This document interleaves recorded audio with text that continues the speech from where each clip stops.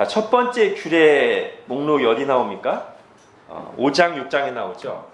그러니까 우선 1장, 4장에서 내러티브가 나와요. 이때 뭘 하냐면 인구조사를 하고요. 첫 번째 인구조사. 그 다음에 진을 편성합니다. 중간에 하나님의 성막 있고 그 성막을 빙 둘러싼 이스라엘 12지파의 진을 편성해요. 즉 이것은 우리가 처음 할 때 했는데 오늘 한번 전체를 정리하신다고 생각하시면 됩니다. 이때는 이 진을 편성한 가장 큰 목적 중에 하나가 하나님의 군대 편성이었어요. 자, 이걸 하고 나서 이제 첫 번째 규례의 덩어리가 주어지는데 그게 이제 5장, 6장입니다. 이때 주 내용은 뭐냐면 정한 것과 부정한 것, 뭐 이런 거예요. 그래서 이것은 이런 메시지를 담고 있어요. 하나님의 군대는 거룩해야 한다. 자, 이 거룩함이 1장부터 4장에 편성된 하나님의 군대, 이제 막 인구조사를 마치고 진을 편성하니 하나님의 군대를 하나님의 군대답게 하고 앞으로 이들 앞에 닥칠 전쟁을 승리하게 하는 키워드, 거룩. 그래서 이때는 그런 거에 주로 관련된 규례 또는 율법이 주어졌습니다. 그 다음에 모든 내러티브를 다 하진 않고요. 자, 두 번째 규례 목록이 어디 나오죠? 여러분 목차 한번 보십시오. 두 번째 규례들 15장. 예. 15장에 다시 규례가 나오는데 이 규례는 어떤 사건 이후에 나온 규례냐면 자, 13장부터 14장이 뭐죠? 거기 보면 제목이 뭐라고 돼 있어요? 결정적인 반역과 징계, 그죠? 우리가 잘 아는 가나안 정탐 사건이에요.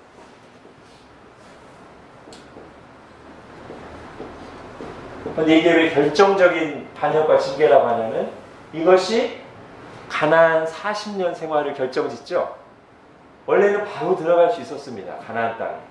거리가 얼마 안 돼요. 근데 이 가나안 정탐을 하고 나서 아이고 우리가 어떻게 저기 들어갈 수 있습니까? 왜 하나님이 우리 여기서 죽게 만들려고 이집트에서 우리 끌어냈습니까? 하면서 하나님의 능력도 부정하고 하나님 베푸신 구원 자체를 부정하는 반역을 해요. 그래서 이때 그래? 들어갈 수 없다고 니네가 말했지? 알았어. 지금 20세 이상 여기서 인구조사 할 때 거기에 해당됐던 20세 이상의 어른들은 광야에서 다 죽을 거야. 그리고 그 후대 너희가 들어갈 수 없을 거라고 우리 아이들 다 죽을 텐데 한 니네 아이들은 다 가나안 땅에 들어갈 거야. 자, 이 사건이 있었어요. 13장, 14장에서. 그리고 그 후에 주어진 15장. 예? 규례가 있단 말이죠. 이거는 좀 15장을 보셔야 됩니다. 민수기 15장으로 다시 한번 가볼게요.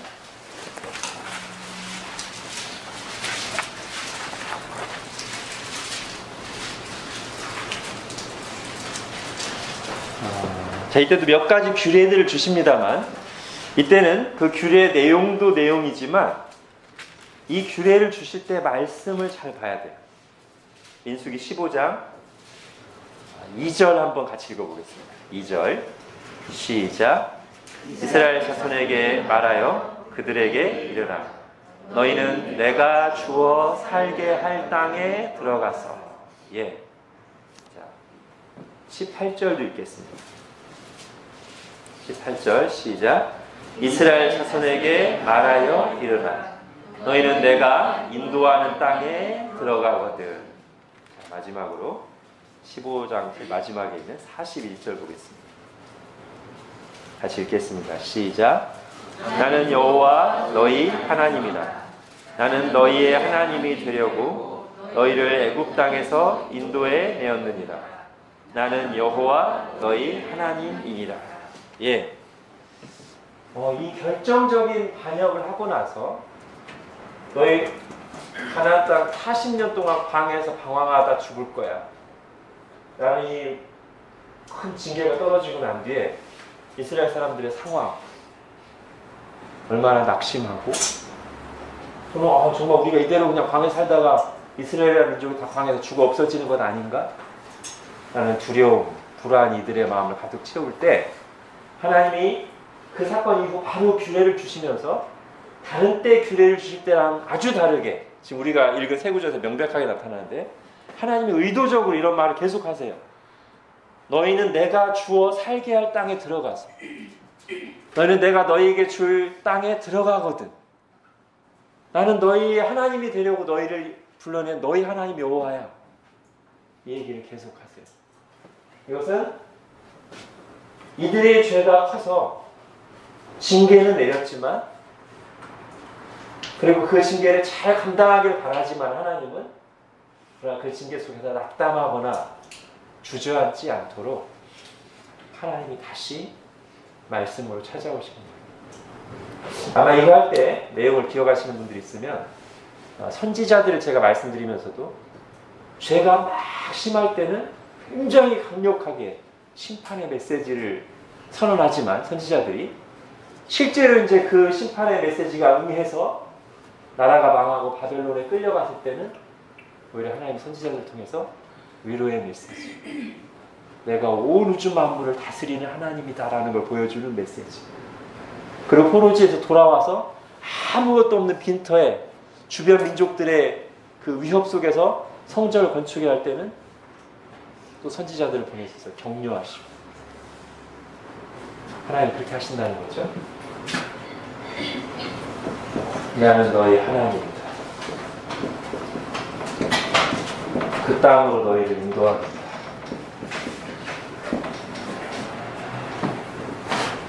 자, 그 다음에 이제 목차가 제가 그 반역 얘기를 한데 묶으려고 7과에 12장과 16, 17장을 묶었지만 원래 순서는 어떻게 돼야 되겠어요? 자, 이 사건 있고 나서 16, 17장에 무슨 사건이 나오냐면 또 한 번의 큰 반역 사건이 나오는데 고라 일당의 반역. 근데 고라 일당의 반역의 특징은 뭐냐면 한두 사람이 고라라는 말이 들어가니까 이 사람만 반역한 게 아니고요. 여러분이 이 과를 들었으면 기억하시겠지만 이스라엘 전체가 거의 반역에 동참했습니다. 그러면서 이 반역을 주도한 이 고라의 속내는 뭐냐면 자기도 제사장 하고 싶다는 거였어요. 그게 이제 고라의 땅 반역이었습니다. 그래서 이 사건이 있고 나서 주어진 규례의 내용은 뭐냐면 거기 제목에 나온 것처럼 제사장과 레위인들에 대한 규례.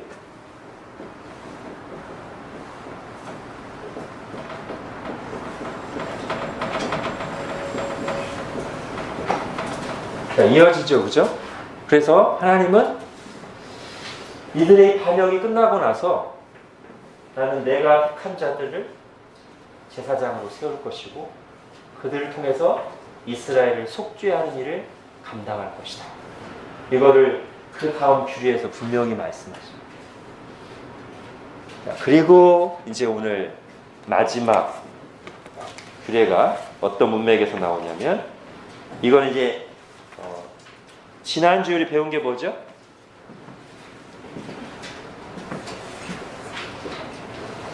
두 번째 인구조사죠?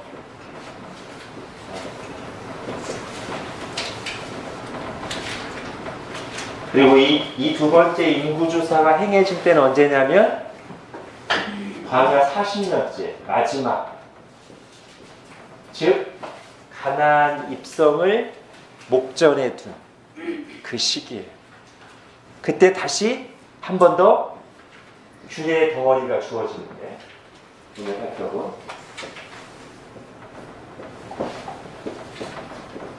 절기와 소원입니다. 이것은 제가 앞에 요약해서 말씀드린 것처럼 이제 너희가 가나안 땅에 들어갈 텐데 그 땅을 차지할 것이고 그 젖과 꿀이 흐르는 땅에서 내가 주는 복을 누리며 살 텐데 매일, 매주, 매월, 매년 정해질 때마다 내 앞에 나오고 이거예요. 무슨 의도인지 아시겠죠? 너희가 이제 들어갈 거야. 곧 들어가 이제. 들어가서 복을 누릴 때 이 절기. 여러분 그 모세오경에 절기나 제사 목록이 여러 개 나오는데요. 가장 일목요연하게 나온 게 오늘 본문입니다. 매일 드리는 제사부터 시작해서 모든 절기를 포함한 게 가장 일목요연하게 나온 게 오늘 본문이에요. 그 너희가 여기 들어가거든. 복을 누릴 때 나를 잊지 말고 항상 내 앞에 나오면서 내 백성으로 살아가려무나 라는 의도로 주신 규례들이라는 거죠. 그래서요. 자, 오늘은 이따가 이제 절기들이나 그거에 대해서 하긴 하겠지만 오늘 중요한 메시지는 여기서 발견해야 됩니다. 이게 뭐냐면 이 흐름, 이 사건이 있고 난 뒤에 그에 해당하는 규례를 주시고 이 사건이 있고 난 뒤에 그에 해당하는 규례를 주시고 이런 상황에서 이런 규례를 주시고 하는 이런 민수기의 패턴을 보면서 우리가 두 가지 중요한 메시지를 들을 수 있어야 됩니다. 뭐냐면 첫 번째는 하나님의 율법, 말씀에 대한 이해, 규례, 여기 규례니까 규례라고도 하죠. 규례가 뭡니까? 뭐뭐 해라, 뭐뭐 하지 마라 이거죠. 그것을 우리가 어떻게 이해하느냐는 거예요. 사실 이게 우리의 신앙관에 영향을 많이 끼칩니다. 그리고 사탄이 우리가 이것을 잘못 이해하고 바라보고 있으면 어김없이 그걸 타고 들어와서 우리를 공격할 수 있습니다. 규례를 단지 하나님이 하지 마라, 해라 라고 말하는 기계적인 법조항으로만 읽는 사람. 그건 하나님의 뜻이 아니란 말이에요. 여기 규례들이 주어진 정황을 제가 쭉 설명드렸죠. 이런 상황에서 이 말씀을 주시고 이런 어려움이 있고 낙심하고 불안해하고 있으니까 이렇게 말씀하시면서 규례를 주시고 또 이런 사건이 있어서 이들이 혼란스러워하고 질서가 무너졌으니까 질서를 세우는 말씀을 주시고 이제 앞으로 나아가야 되니까 그에 맞는 말씀을 주시고 즉 하나님의 율법, 하나님의 규례는 그저 기계적으로 하라 하지 말라는 규칙이 아니고요. 하나님의 백성에게 주시는 인격적인 말씀이에요. 그래서 이 말씀은 하나님의 백성들이 우리가 누군지를 말해주고 우리를 위로하는 말씀이고 어떤 것이 정말 하나님의 백성다운 것인가 우리를 깨닫게 해주고 우리로 하여금 하나님과 바른 관계 속에서 살아가도록 해주는 그게 율법의 본 의도란 말이죠. 그냥 규칙이 아니고 이게 왜 중요하냐면 이 율법을 우리가 지키기 힘들거든요. 그죠? 맞지만 지키기 힘들어요. 그런데 지키기 힘든 이 율법에서 이 율법을 주신 하나님의 마음까지 단절되어 버리면 이 율법을 주신 하나님의 의도까지 우리가 바라보지 못하게 되면 이것은 그야말로 우리를 얽어매는 율법적인 게 돼요. 그리고 우리가 그렇게 생각하고 있으면 사단이 우리를 공격하기가 참 좋아요. 야, 맨날 하나님은 우리 어린아이들 수준으로 말하면 하나님 맨날 뭐 하지 말래. 이거밖에 안 남는. 사실 우리 어른들도 그렇게 생각할 수 있죠. 그렇죠? 우리가 은혜가 식었을 때 하나님의 이런 마음을 바라보지 못할 때 말씀은 우리를 자유를 제한하는 것, 지키기 힘든데 얽어매는 것 같은 자꾸 무거운 짐을 지우는 것 같은 거로만 받아들여지고 싶고 그때 이제 사단이 우리를 흔들기가 쉽다는 거죠. 하나님에 대한 불만을 갖게. 우리가 이런 문맥에서 좀 잘 봐야 됩니다. 율법을 주신 하나님, 하나님의 마음, 율법에 담긴 하나님의 의도, 그걸 봐야 되고요. 이거랑 이제 연관된 건데, 지금 이 흐름을 잘 보셨다면 하나님이 이 말씀을 주실 때 때를 따라 돕는 은혜를 베푸시는 거예요. 지금 우리가 히브리서 4장에 나오는 때를 따라 돕는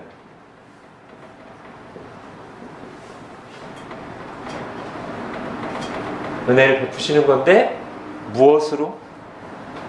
예, 말씀으로 찾아오시는 거예요. 그때그때 상황 속에. 인구조사를 하고 진을 편성하고 이제 막 탕진을 시작하려고 할 때 말씀으로 찾아오셔서, 너희들 이 군대 흥망성쇠가 어디에 달려있는 줄 아니? 너희들의 60만 대군이라는 사이즈?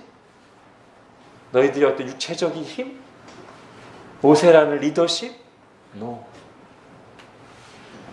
거룩에 달려있다. 이게 말씀하시는 것이고, 아까도 말씀드렸지만 힘들 때, 불안하고 낙심할 때는 야, 징계했지만 네 하나님이야. 내 마음과 계획 안 바뀌었어.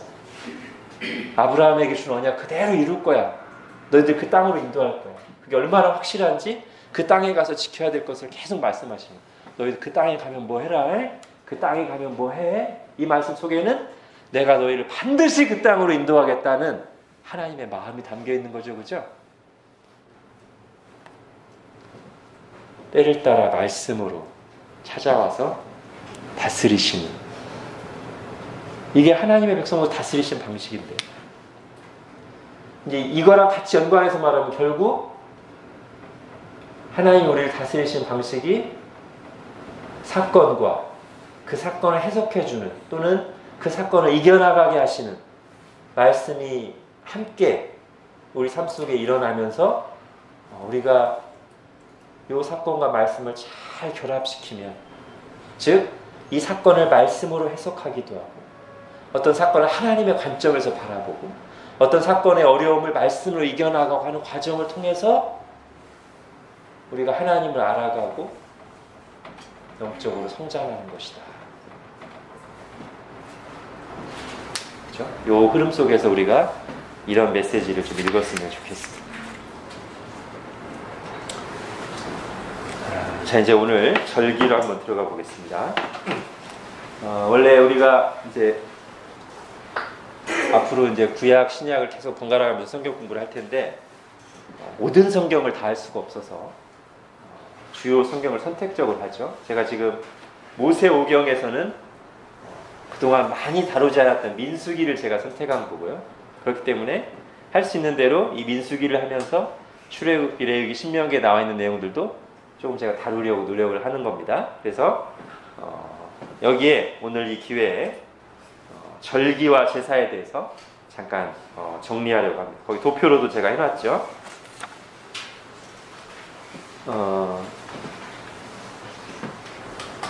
이 제사와 절기 종류가 가장 전체적으로 일목요연하게 나온 게 오늘 본문이라고 했는데, 어떤 면에서 그러냐면 이 순서로 되어 있는 데가 여기밖에 없어요. 매일, 매주, 매월, 매년, 이 순서로 나와 있는 본문이 여기밖에 없어요.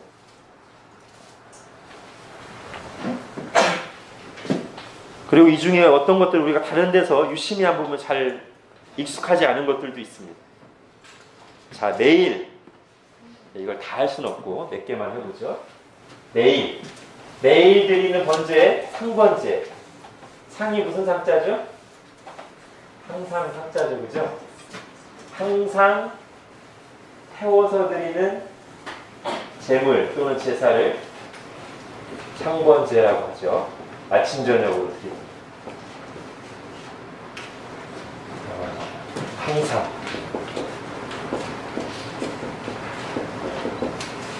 하나님이 가나안 땅에 들어가거든.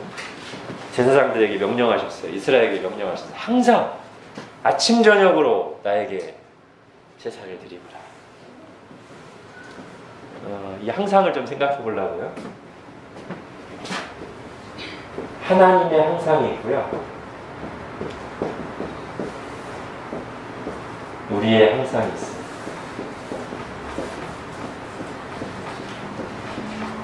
하나님의 항상은 뭐죠? 예를 들면 광야 생활에서 매일, 항상을 매일하고도 같은다는 거. 매일 하나님이 이스라엘에게 베푸신 은혜가 있는데 매일 일용할 양식 만나를 내려주신 거죠. 만나, 이것은 하나님의 공급을 말하죠.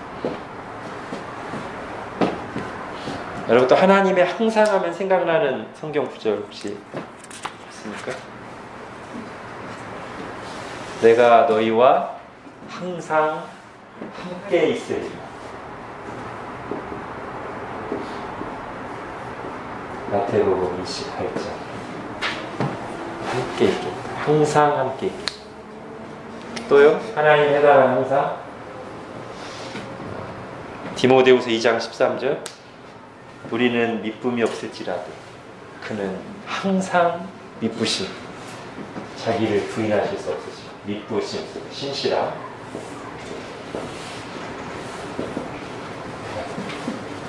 이게 하나님의 항상이에요. 하나님의 백성을 향한 항상. 항상 우리의 먹고 마시고 쓸 것을 공급해 주시고 우리와 항상 함께 계시고 우리는 항상 신실하지 못하지만 하나님은 항상 신실하세요. 하나님이 이렇게 항상의 하나님이시기 때문에 우리에게도 항상을 요구하세요. 그 말은 우리에게 요구되는 항상은 하나님의 항상에 대해서 당연히 나와야 될 바. 만약 하나님이 항상의 하나님이 아니면 우리에게 요구되는 항상이 설득력이 없어요. 그러나 우리에게 요구되는 항상에 관한 말씀들은 다 이 하나님의 항상 때문에 마땅하고 그런 것들이죠. 자, 항상 뭐가 있을까요? 이게 아까 이거에 맞춰서 한번 해보죠. 상번제를 아침 저녁으로 드린다고 했으니까 자, 아침 저녁으로 하면 생각나는 뭐 없습니까? 아침 저녁을 다른 말로 하면 주야로. 예, 시편 1편에 복 있는 자는 하나의 말 여호와 율법을 주야로 묵상합니다. 예, 말씀 생활을 항상 해야 되죠. 이게 사실 만나가 보통 말씀으로 많이 비유되잖아요, 그죠? 일용할 양식. 자, 또 항상이라는 말이 이렇게 몰려서 나오는 데가 있는데, 네, 그렇죠. 항상 기뻐하라. 쉬지 말고 기도하라. 범사에 감사하라. 데살로니가서 5장 16, 18인데 기도하고 감사. 이게 여기서 나오는 거 아니겠습니까? 그죠? 하나님이 항상 함께 계시고 우리에게 신실하시기 때문에 우리가 어떤 상황에서도 기뻐할 수 있고 그 신실하심을 의지해서 기도할 수 있고 함께 하시고 신실한 은혜 베푸시니까 감사합니다. 항상이 또 있습니다. 이것은 의무라기보다 의무죠. 우리에게 항상 있을 것인데 뭐죠? 예, 그렇죠. 고린도서 13장에 믿음, 소망, 사랑 이것은 항상 있을 것인데 그 중에 제일은 사랑이다. 예. 믿음, 소망, 사랑.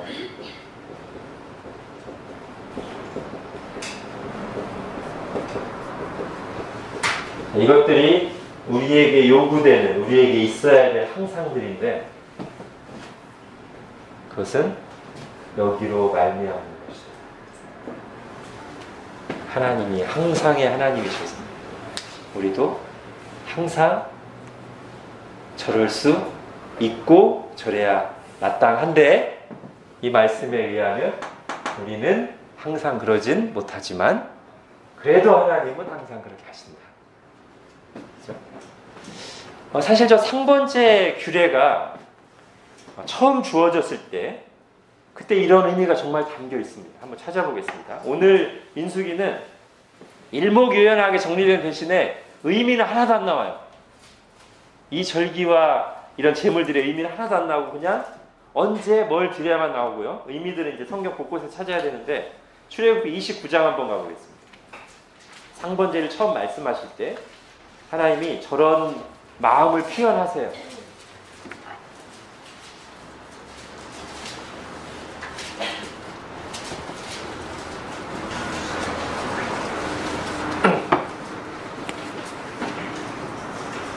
출애굽기 29장 자 38절 거기서부터 이제 상번제를 말씀하는 겁니다. 네가 제단 위에 드릴 것은 이러하니라 매일 1년 된 어린 양 2마리 즉 아침 저녁으로 어린 양 2마리 드리라는 얘기인데 이 말씀이 이제 46절까지 이어지는 거예요. 상번제에 대한 규례가. 그러면서 상번제를 요구하시는 즉 매일 아침 저녁으로 나에게 번제를 드리라고 말씀하시는 의도 의미를 이렇게 말씀하시는 거죠. 45절 내가 이스라엘 자손 중에 거하여 그들의 하나님이 되리니. 42절에도 이는 너희가 대대로 여호와 앞에 회막문에서 늘 드릴 번제라 내가 거기서 너희와 만나고 내게 말하리라. 그러니까 하나님이 이제 이런 의도를 가지고 상번제를 말씀하시는 거죠. 매일 만나자. 나 너희랑 매일 함께 하거든. 그러니까 매일 제사 드려. 쉽게 말하면 이런 의미를 담고 있습니다. 상번제. 그래서 상번제를 요구하시는 것은 즉 매일 번제를 드릴 때마다 하나님이 지금 우리와 함께 계신다. 매일 우리의 제사를 받으시고 매일 우리와 함께 하신다. 이거를 표현하는 거예요. 항상의 하나님을 향해서 너희도 항상 제사를 드려라 라고 말씀하시는 제사라는 거죠. 상번제가. 사실 우리가 다른 때에는 이 상번제에 관해서 뭐 생각하거나 그럴 일이 거의 없기 때문에 오늘 좀 이렇게 설명드렸습니다. 자, 저게 매일 드리는 번제라면 일주일에 한 번씩 드리는 번제가 있죠. 지금 매일 했고 매주는 뭐예요? 안식일 번제. 오늘 뭐 안식일 얘기는 자세히 하지 않겠습니다. 근데 제가 이번에 찾다 보니까 재미있는 이 안식일 번제를 설명하면서 재미있게 말씀하신 분이 있더라고요. 과연 여러분에게 안식일이 오늘날로 우리로 말하면 주일이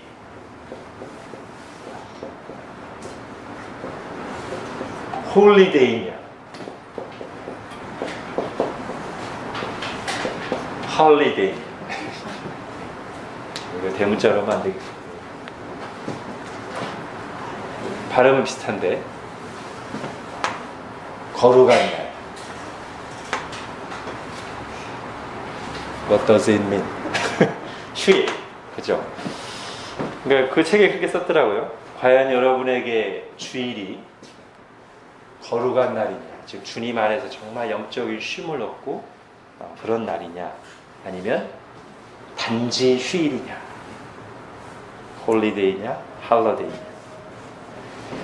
그래서 단지 휴일로 보낼 때는 진정한 쉼이 없다. 오직 수고하고 무거운 짐진 자들아 다 내게로 와 내가 너희를 쉬게 하리라 하신 주님께 나갈 때만 그분 안에서 진정한 쉼, 안식을 누릴 수 있다. 이렇게 설명하는 걸 봤습니다. 자, 그 다음에 초하루 제물이요. 이건 이제 매월이죠. 이게 지금 우리가 다른 때는 거의 생각하지 않는 건데 율법에 보면 이게 있습니다. 그러니까 하나님은 매주, 매월 만나자꾸나 라고 말씀하시는 건데 매월 초하루에 여러분 저 초하루 번제는요 제가 성경을 살펴볼 때는 어떤 구원의 의미를 찾기 힘듭니다. 이것도 마찬가지인데 다른 건 다 있어요. 근데 요거 두 개는 무슨 구원을 기념하는 그런 의미가 없습니다. 저건 오히려 뭐랑 연관이 되냐면 창조와 연관이 돼요. 그죠? 왜냐하면 매일 낮과 밤이 존재하게 하신 분이 누구냐면 하나님이에요. 그죠? 지구를 자전하게 하신 분, 낮과 밤 있게 하신 분이 하나님이시고 매 월이 있게 하신 분도 하나님이에요. 달을 만드셔서 매 월이 있게 하신 분도 하나님. 그렇게 시간의 단위를 정하신 하나님이 그 단위 때마다 나에게 제사를 드리라고 하시는 것은 내가 창조주 하나님이고 내가 날과 달을 주관하며 너를 다스리고 인도하는 하나님이다 라는 것을 간접적으로 말씀하시는 거죠. 그죠? 우리가 오늘날 하루와 1년 단위가 나눠지는 게 너무 당연한데 우리는 모든 걸 당연하게 보는 게 아니고 하나님이 정하셨다고 보는 사람입니다. 그거를 인식시키는 거죠. 나머지는 이제 여기까지는 1년 안에 일어나는 거고요. 이제 나머지는 다 매년. 그러니까 사실 엄밀한 의미에서 이때부터 절기라고 써야 됩니다. 그죠? 매년마다 반복되는 절기.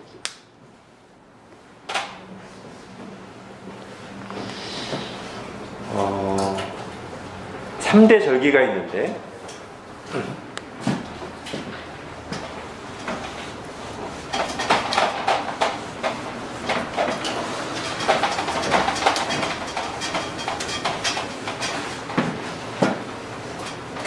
출애굽기와 민수기와 신명기에 3대 절기가 계속 나옵니다. 근데 찾아보면 그 3대 절기를 표현하는 용어가 조금씩 틀려요. 무교절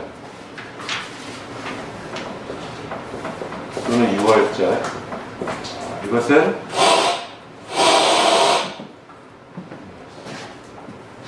유월절과 무교절이 같이 있는 절기입니다. 원래는 유월절과 무교절이 달라요. 근데 워낙 같이 붙어 있기 때문에 그냥 유월절과 무교절을 그냥 하나인 것처럼 얘기합니다. 유월절은 2월 2월이죠. 1월 14일 저녁이에요. 유월절은 엄밀하게. 무교절은 그때부터 시작해서 그 다음날부터 해서 1월 15일부터 21일까지 일주일간 무교병, 즉 누룩이 없는 빵을 떡을 먹는 절기가 무교절. 근데 이게 이어져 있어서 보통 이렇게 하나로 봐요. 제 출애굽 때 생긴 거죠. 그 다음에 두 번째 절기가, 이 두 번째 절기에서 이제 우리가 정리를 잘하고 가야 되는데 77절이라는 말이 제일 많이 나와요. 77에 49. 일주일이 7번. 언제부터? 6월절부터 7 일주일을 지난 뒤. 77, 49 다음 날이 50. 그래서 오순절. 순이 10이니까요. 이달 초순, 중순, 하순.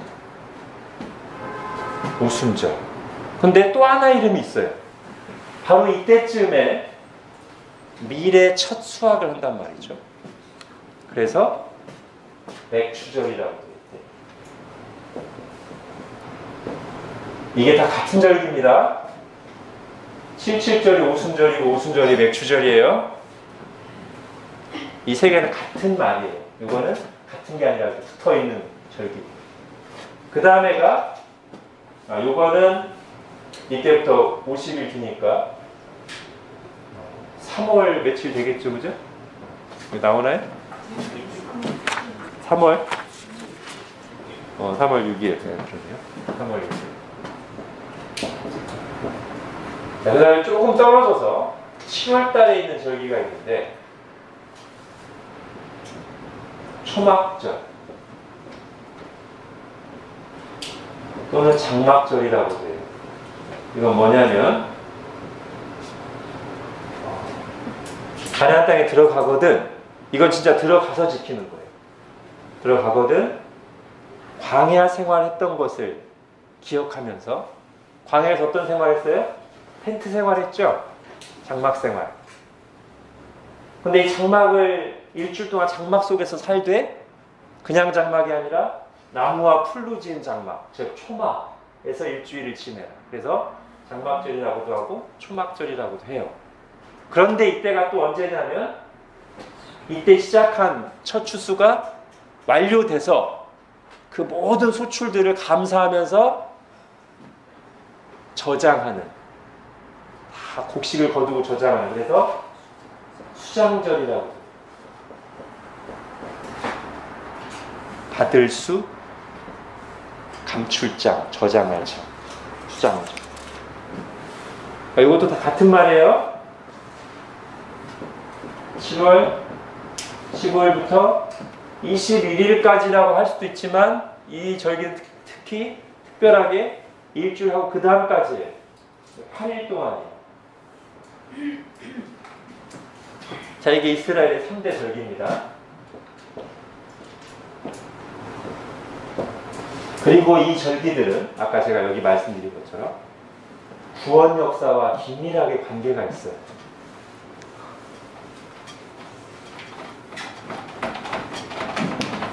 우선 이게 어떻게 구원 역사와 관계 있는지 우리가 알죠? 이거는 저 명절이 생긴 것 자체가 구원하시는 일 때문에 생겨났어요. 어떤 일이요? 예, 출애굽 사건 때문에 생겨났어요. 저 절기 자체가. 구원 사건 때 생긴 거예요. 게다가 이 출애굽 사건이 특히 유월절에 어린 양 잡는 것이 예수님을 가리키기 때문에, 예수님 유월절 어린 양이시기 때문에 예수님도 그 유월절 날에 우리가 흔히 최후의 만찬이라고 하는 만찬을 하시면서 성찬을 제정하셨어요. 그리고 그때 예수님이 죽으셨어요. 그렇기 때문에 이거는 우리가 너무나 잘 알죠. 하나님의 구원 역사와 직접 연관된 절기, 이스라엘에서 가장 큰 절기예요. 자, 그런데 이 두 번째 절기, 이 이름으로만 보면 밀을 추수했으니까 감사하는 의미가 있긴 있어요. 근데 이 이름들을 보면 우리가 좀 생각을 다르게 하게 되죠. 이 이름은 어디를 기준으로 한 이름이에요? 네, 요거를 기준으로 한 이름이란 말이에요. 요게 기준이 돼서 이때부터 7번 일주일 뒤에, 이때부터 50일 뒤에라는 의미가 이 절기의 메인 이름이란 말이죠. 그러니까 이것도 뭔가 이것과 관련된 구속적인 의미가 분명히 있고, 이때 무슨 일이 있어요? 신약에서 오순절에 네, 성령이 강림하십니다. 성령이 강림하셔서 드디어 본격적인 신약 교회가 시작돼요.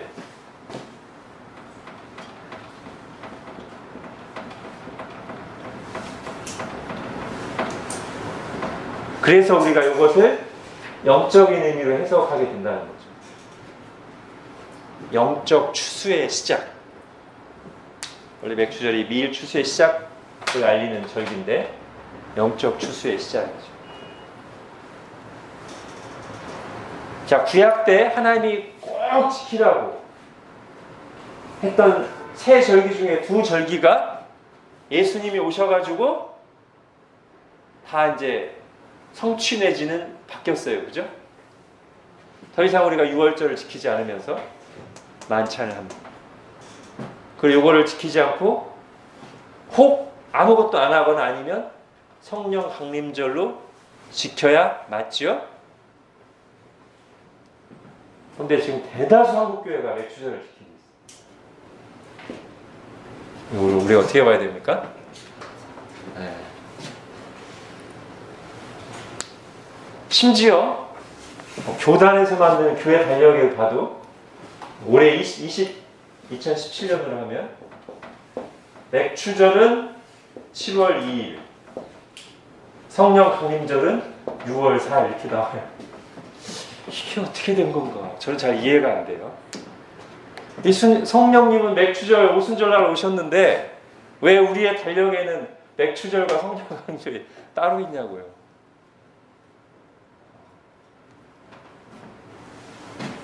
오늘날 맥추절을 성경 절기처럼 지키는 것은 완전히 비성경적입니다. 완전히 비성경적이에요. 맥추절은 지켜도 되고 안 지켜도 되는 게 아니라 지키면 안 되는 절기예요. 신약 교회는. 우리가 그렇게 이해해야 됩니다. 왜 그럼 이것만 지키고 이것도 다 지켜야지. 3대 절기인데. 그렇죠? 자, 그리고 아직 성취되지 않았다고 보는 게 이거.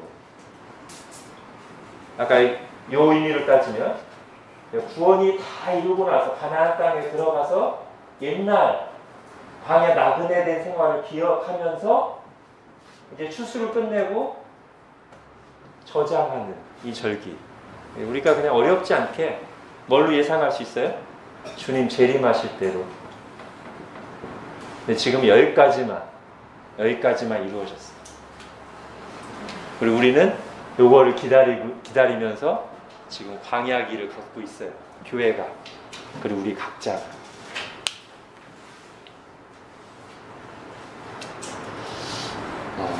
그래서요, 제가 올해 맥주절 때 페이스북에다가 맥주절을 지키면 안 되는 이유 그래서 올리고 했는데 문득 생각이 나서 대형교회 몇 군데와 우리 교단에서 몇 군데 교회를 이렇게 딱 찾아서 홈페이지를 들어가 보니까 다 지키고 있어요, 맥주절. 그래서 제가 문득 또 정말 바르게 하는 교회, 우리 교단 아닌데 진짜 바르게 말씀 전하시고 하는 교회, 그 목사님 교회도 들어가니까 거기도 하고 있더라고요. 제가 사실 실망이 좀 컸습니다, 그 교회 들어갔을 때는. 그런데 이제 그걸 너무 또 그렇게 하면 안 되겠죠. 저거 하나 가지고 맥주절을 지키냐 안 지키냐 이거 하나 가지고 그 교회와 그 사람의 신앙 전체를 판단할 수는 없습니다. 또 반대로 맥주 감사절 안 지킨다고 그 사람 신앙이 좋냐? 그것도 아니고요. 그렇지만 우리가 지금 절기를 다루고 있기 때문에 이걸 한번 정리하고 가자는 거예요. 과연 우리가 여기 나온 절기를 지금 지켜야 되는지 아니란 말이죠. 지켜도 되고 안 되고도 아니고 지키면 안 돼요. 대부분의 그 안식교 계열의 이단들이 이런 걸 강조합니다. 지금 한국교회 대표적인 두 이단, 신천지와 하나님의 교회 안중회, 그죠? 어머니 하나님 노래 부르고 다니는데 장길자라고 그 두 군데가 다 안식교의 영향을 많이 받았어요. 그러다 보니까 그 안상홍 증인의 하나님의 교회에서 이걸 엄청 강조해요. 6월절을 지켜야 돼요. 예? 이단이죠, 그죠? 그리고 제가 이 신천지도 이런 3대 절기들을 나름대로 의미를 부여해서 지키는 걸로 알고 있습니다. 종교개혁의 후예들은, 정통개혁신앙에 충실한 신자들은 이거를 지키지 않습니다. 지키지 않고 저거를 통해서 주신 요걸 생각합니다. 그래서 우리는 성찬을 하면서 우리 대신 어린 양 되셔서 십자가를 지신 예수님을 기념하고 성령이 오신 것을 감사하고 기뻐하면서 주님의 재림을 기다립니다. 이게 우리에게 적용돼야 될 부분이에요. 그죠? 저 절기들을 지키는 것이 아니라.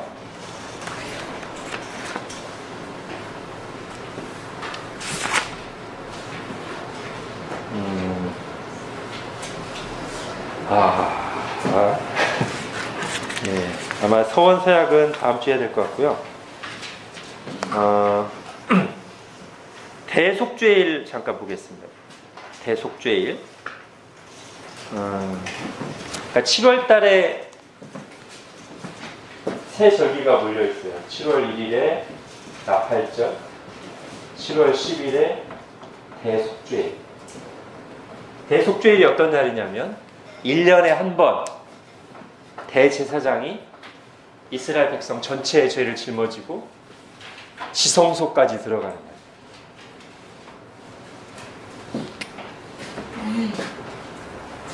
이거 몇 번 했죠, 그죠? 여기가 성전 뜰, 그 안에는 성소, 여기가 성소, 여기가 지성소, 언약궤가 있습니다. 이 지성소에는 대제사장도 두렵고 떨림으로 1년에 한 번 들어간단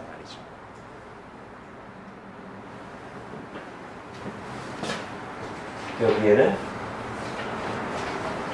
그런 지성소에 나아가는 길, 즉 하나님의 임재 앞에 나아가는 길이 막혀 있다는 것을 상징적으로 보여주는 두꺼운 커튼, 휘장이 있고요. 그죠? 예수님께서 십자가에 달려 죽으실 때, 그때가 아마 오늘 배운 상번제 중에 오후 번제, 저녁 번제를 드릴 시간일 텐데, 그때 아마도 이 성소에 있던 제사장 그룹이 그걸 목격한 것 같아요. 예수님이 십자가에 달려 죽으시는 그때 성소와 지성소를 가리고 있던 휘장이 위에서부터 아래로 쫙 찢어지는 것을. 그걸 나중에 누군가 얘기해 줬겠죠, 그죠? 제사장 중에, 그걸 목격한 제사장 중에 저녁 번제를 드리러 있다가 제사장이 그걸 목격하고 사람들에게, 기독교인들에게 알려줬을 것이고, 그것을 복음서 기자들이 그 의미를 생각하면서 저것을 복음서에 기록했을 것이다. 그것의 의미는 1년의 대제사장이 우리를 대신해서 들어가던 그곳에 이제 우리는 예수님이 자기를 찢으시면서 열어놓으신 그 길로 매일 은혜의 보좌 앞에 담대히 나아갈 수 있게 되었다. 있습니다. 그래서 유독 이런 여러 제사와 절기 중에 이 상번제, 이 대속제일 제사 때만 어떤 내용이 들어가냐면 자기를 괴롭게 하라는 말이죠. 그리고 자기를 괴롭게 하라는 말은 아마도 금식일 것이다 라고 거의 대부분 신학자들과 주석가들이 해석합니다. 7절에 민수기 29장 7절에 일곱째 달 열흘날에 7월 10일에 너희가 성회로 모일 것이요. 이게 대속죄일인데 너희의 심령을 괴롭게 하며, 물론 이게 본질적으로는 애통하는 심령이 되라는 뜻인데 그것을 표현하기 위해서 어떤 금식을 했던 것으로 이해됩니다. 근데 나중에 시간이 지나서는 외적인 금식만 하지 실제로 마음이 상하고 통해하는 심령은 아니어서, 즉 본질은 없고 내용만 남아서 하나님이 금식에 대해서도 질타하시죠. 내가 원하는 금식은 그런 게 아니다. 이번 주일날 이제 금식 얘기도 할 거기 때문에 미리 제가 좀 얘기를 드리는 겁니다. 그러니까 금식 자체가 문제가 있는 게 아니고 이 금식의 본질을 잃어버린 것에 대해서 질타하는 것.